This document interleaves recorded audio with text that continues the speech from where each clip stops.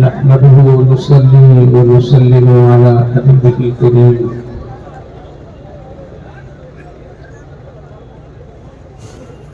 إن الله وملائكته يصلون على النبي يا أيها الذين آمنوا صلوا عليه وسلموا تسليما اللهم صل على سيدنا ومولانا محمد وعدم الجود والكرم وآله وبارك وسلم صلی اللہ علیہ وسلم. حضرات گرامی، زمین کا چپا چپا شہادت دے رہا ہے کہ آج کا یہ عرس رفع قدس کس درجے کا ہے. اس پر کچھ گفتگو کرنے کی ضرورت نہیں ہے. میرے لیے خوش بختی اور سعادت یہ ہے، میرے حصے میں ہماری ہے کہ ہزار مہمانوں کے بیچ پیکر اخلاص و محبت، پیر طریقت، رہبر راہ شریعت، میرے مرشد طریقت حضور سیدی سرکار گلزار ملت مدد ذیل نے مجھ حقیر کو مہمانوں کی صف میں نہ رکھ کر مجھے میزبانوں میں قبول فرمایا ہے.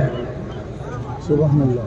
حضرت خلوتوں میں بھی ارشاد فرماتے ہیں اور غائبانہ بھی ارشاد فرماتے ہیں کہ میں تو گھر کا ہوں.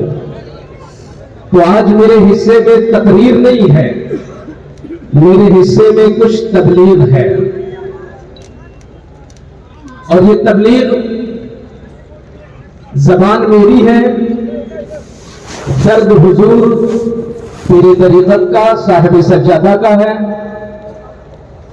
الفاظ حضرت کے ہیں جو پیغامی شکل میں آپ کے بیچ پیش کر رہا ہوں. بڑی توجہ کے ساتھ سماعت کریں. گلزار ملت کا پیغام اہل سنت کے نام. عزیزان ملت اسلامیہ، شریعت کی مکمل پاسداری کریں. یعنی آج کے اس ماحول میں ہماری عوام شریعت کی وہ باتیں جو انہیں آسان لگتی ہیں اس پر وہ قائم رہتے ہیں، اسے قبول کرتے ہیں، اور جو باتیں ان کے نفس پر بھاری معلوم ہوتی ہیں اس سے گریز کرتے ہیں اور کسی اور مسلک کی طرف رخ کرتے ہیں. تو حضور پیر طریقت نے ان حالات کے تناظر میں فرمایا کہ شریعت کی مکمل پاسداری کریں، مذہب حق مسلک اعلی حضرت پر مضبوطی سے جمے رہے.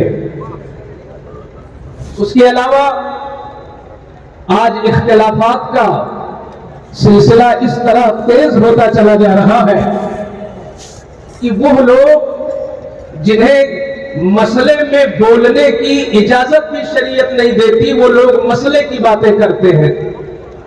جنہیں طہارت کا ڈھنگ نہیں معلوم ہوتا وہ فروعی مسائل میں علماء پر کیچڑ اچھالتے ہیں.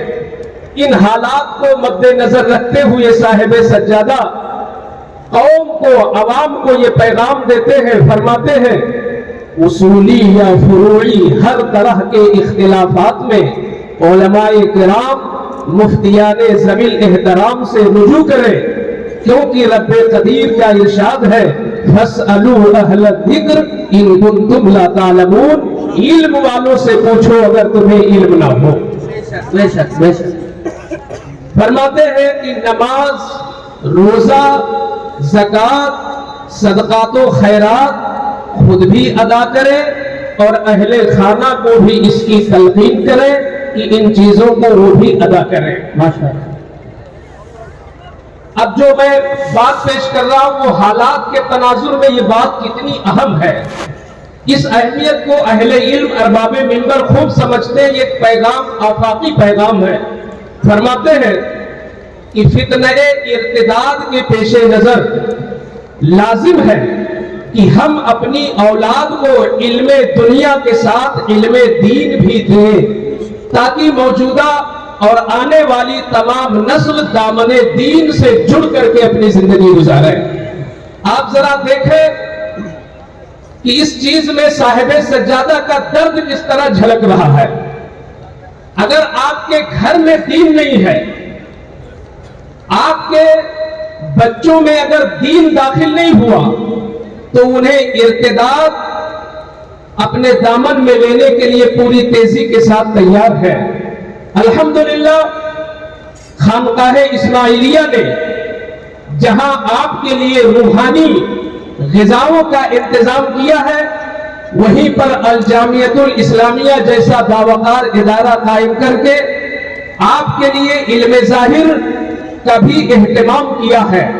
میں عوام اہل سنت سے حضور صاحب سجادہ کی طرف سے عرض کروں گا اور یہ اپنا تأثر اس میں داخل کروں گا کہ آج کے دور میں ٹھیک ہے رمضان میں کسی مدرسے کو دینا ثواب ہے، قربانی کے موقع پر عطا کرنا ثواب ہے، کسی اور موقع پر تیجا چالیسواں وغیرہ کے موقع پر بچوں کو یا غریبوں کو کھلانا ثواب ہے، کسی کو عمرہ کرا دینا ثواب ہے، بغداد بھیج دینا ثواب ہے، مگر جو دور کا جبری تقاضا یہ ہے کہ اگر اللہ نے دولت دی ہے تو آپ کسی ایک بچے کو اپنے خرچ سے عالم بنا دیں۔ ایک بچے کو عالم بنانا پوری نسل کی حفاظت کرنا ہے۔ سبحان اللہ سبحان تو اللہ۔ الجامعۃ الاسلامیہ کا دروازہ کھلا ہے، یہاں لوگ حضور کے چاہنے والے ہیں۔ الجامعۃ الاسماعیلیہ آپ وہاں کے ذہین فتین ہونہار بچوں کو چن سکتے ہیں اور کوئی ایک بچہ آپ کے خرچ سے عالم ہو گیا، اللہ اکبر، تو وہ ثواب ہے جسے آپ سوچ بھی نہیں سکتے۔ فرماتے ہیں صاحب سجادہ کہ اہل ثروت حضرات اپنے اپنے زیر اثر حلقوں میں دنیاوی دانشگاہ کے ساتھ ساتھ دینی دانشگاہوں پر بھی توجہ دیں۔ یہ وہ چیز ہے جس پر بیشتر حضرات توجہ نہیں کر پاتے۔ کچھ ایسے گاؤں اور کچھ ایسی بستیاں ہیں جن بستیوں میں بچے تو ہیں مگر پڑھانے والے نہیں ہیں۔ صاحب سجادہ کبھی کبھی فرماتے ہیں کہ جس بستی میں بارش نہیں ہوتی تو وہاں کی فصلیں برباد ہوتی ہیں، اور جس بستی میں دین کا علم نہیں ہوتا وہاں کی نسلیں برباد ہوتی ہیں۔ تو آپ وہاں پر مکتب کا انتظام کریں، دارالعلوم کا انتظام کریں۔ مجھے لگتا ہے کہ سرکار مسولی کانفرنس کی یہ انفرادیت ہے کہ اتنے اہم پیغامات صاحب سجادہ کی طرف سے صادر ہوئے، قوم کو اسے گلے بھی لگانا چاہیے اور دل میں بھی اتارنا چاہیے۔ فرماتے ہیں کہ جملہ مشائخ اعظام، تمام علماء کرام، بطور خاص مرکز اہل سنت کی نمائندگی کرنے والے حضور قائد ملت اور حضور محدث کبیر دامت ذلہما کی تعظیم و توقیر بجا لائیں اور ان کے فتاوے اور ان کے احکامات پر آپ عمل کریں۔ آج بڑی تیزی کے ساتھ رفض کی بو اور رافضیت کا زہر پورے ملک میں پھیلتا چلا جا رہا ہے۔ اس درد کو صاحب سجادہ نے محسوس کیا اور قوم کو مشائخ مسولی کانفرنس سے یہ پیغام دیتے ہیں، رفض و تفضیل اور جھوٹی مولائیت اور دیگر فرق باطلہ سے گریز کریں اور تاہین حیات مسلک اعلیٰ حضرت پر قائم رہے، کیونکہ الحمدللہ یہی راہ نجات ہے۔ مرکز اہل سنت برے شریف سے وابستہ رہے۔ آپ فرماتے ہیں کہ گھر کی خواتین کو حجاب شرعی کا پابند بنائیں، غیروں سے رسم و راہ کی قطعاً اجازت نہ دیں، کیونکہ آگے چل کر یہی سبب ارتداد بھی بنتا ہے اور پھر یہی لڑکیاں لقمے اجل بن جاتی ہیں۔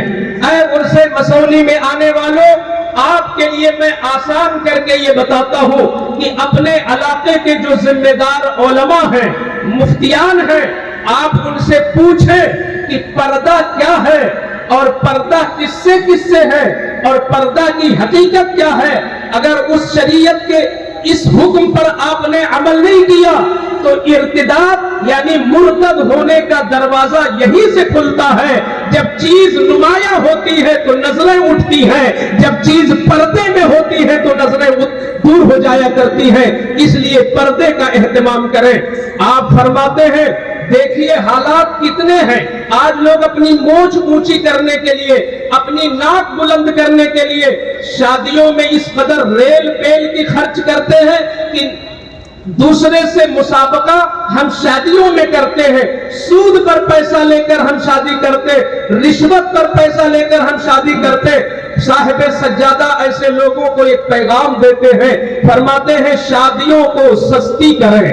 یہ پیغام میرے اعلیٰ حضرت کا بھی ہے، فرماتے ہیں شادیوں کو سستی کریں، جہیز کا لین دین ختم کریں تاکہ کوئی بہن بیٹی مہنگے جہیز کی وجہ سے گھر پر نہ بیٹھی رہ جائے اور غیروں کے دامے تزویر میں پھنس کر عزت کو تار تار کر نہ بیٹھے۔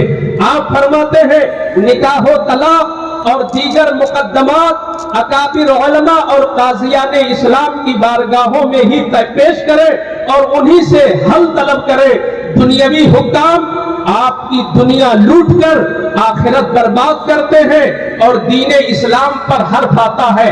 اگر حرف بدل دیے جائے تو ٹھیک امام عشق و محبت نے تدبیر فلاح و نجات میں بہت پہلے اہل سربت کو یہ پیغام دیا تھا اور مسلم قوم کو بتایا تھا کہ اپنے جھگڑوں کو، اپنی رنجشوں کو آپ کچہری نہ لے جائیں، آپ کورٹ میں نہ لے جائیں، بلکہ مفتیان کرام کی بارگاہوں میں پیش کریں۔ یہاں پیسہ بھی نہیں پڑے گا اور آپ کا مسئلہ شرعی اعتبار سے حل بھی ہو جائے گا۔